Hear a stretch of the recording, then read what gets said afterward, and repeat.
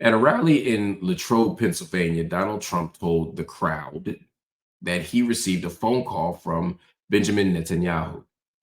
Now, Trump boasted that Bibi himself, that the prime minister of Israel himself, told Donald Trump that he is ignoring U.S. warnings regarding Gaza and escalations in the Middle East. Specifically, Netanyahu is ignoring President Biden and doing not what's best for the United States, but instead doing what is best for Israel. Here's what he said. Like has happened. And Bibi called me today and he said, it's incredible what's happened. I said, it's pretty incredible. But he wouldn't listen to Biden because if he did, they wouldn't be in this position. And she's worse than him. She's not as smart as him. And I'm not saying he's the smartest. I'm not saying he's the smartest, but she's not as smart as him. And I like that. Wow. So many things there. So many things there. First, the whole she's not as smart as him is like, oh God, you can just smell the sexism and the racism underneath that. But I'm not even gonna go there at this time because that's not the main point I want to get at. It's also interesting that Israel confirmed that it was Donald Trump who called Bibi, not the other way around. So again, Trump says, oh, Benjamin Netanyahu just gave me a call, shoot the shit, to talk, to get some advice, to give his deepest, darkest secrets. No. According to Netanyahu and according to Israel and their official state records, now again, Israel be lying, but I don't see why they'd have to lie about Donald Trump right here. They confirmed that Trump called Bibi, not the other way around. So Donald Trump's lying. And if Netanyahu did in fact say that he's ignoring Biden's warnings, there's a chance that it could have been in response to a quid pro quo. Trump tells Netanyahu to not accept any ceasefire deal in order to bolster Trump's chances of winning the election and therefore giving Israel an even better deal. In other words, we have to assume several things here. First of all, Israel's going to do what Israel's going to do. Israel's always going to operate in its best interest. And Netanyahu has been consistently clear in saying he's not going to cave to the United States. He's not going to listen to the United States. Prime Minister after Prime Minister of Israel has talked about how much control Israel has over the United States and not the other way around. It really is the tail wagging the dog. We know that. So this isn't about Trump or Biden. This is about the relationship between the United States and Israel diplomatically that has been fairly consistent over the last few decades. The next part of it is, yeah, it's true. Bibi absolutely is not listening to Biden. But also, what is Biden asking for?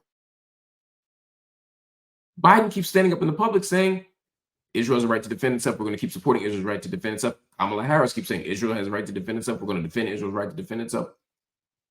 So if you're going to keep sending them weapons and giving them diplomatic protection and political cover, then the question is, what are you asking them to do that they're not doing? I would imagine it's, hey, we want a ceasefire. We want this to stop now. It's been over a year. We need a ceasefire. That's probably the ask.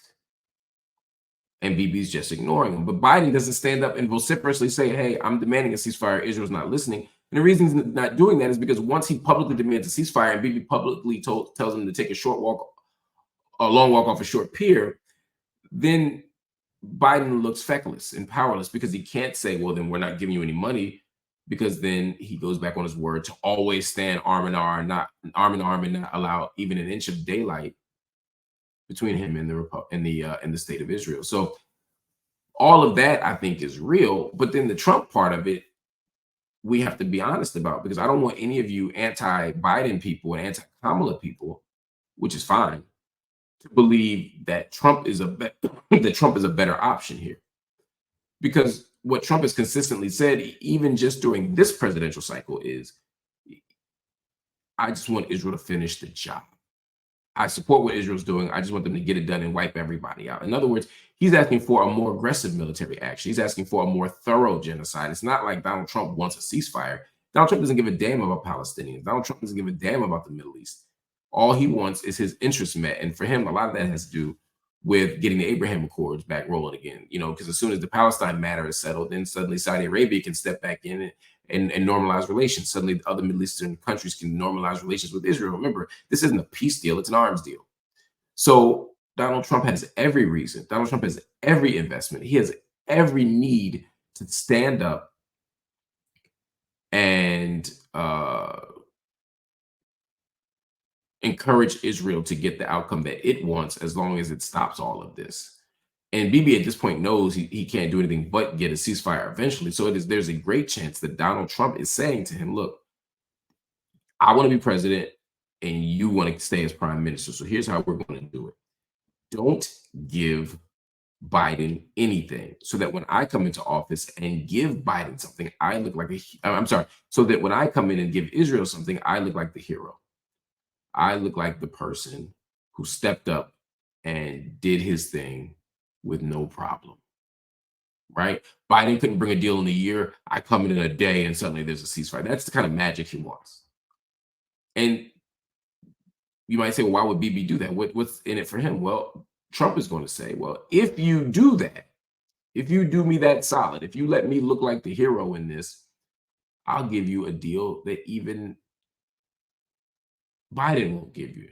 And that's saying something, because Biden is an ardent, self-described Zionist. Biden is a person who effectively, from a political perspective, died on the hill of Israel, right? If Biden takes a better stance on Israel, he probably polls better in some of the swing states, particularly Michigan and Pennsylvania, and he probably doesn't have to step away from the office or from the race to renew his time in office. So I smell something here. This doesn't feel like a normal political move. This feels like mess.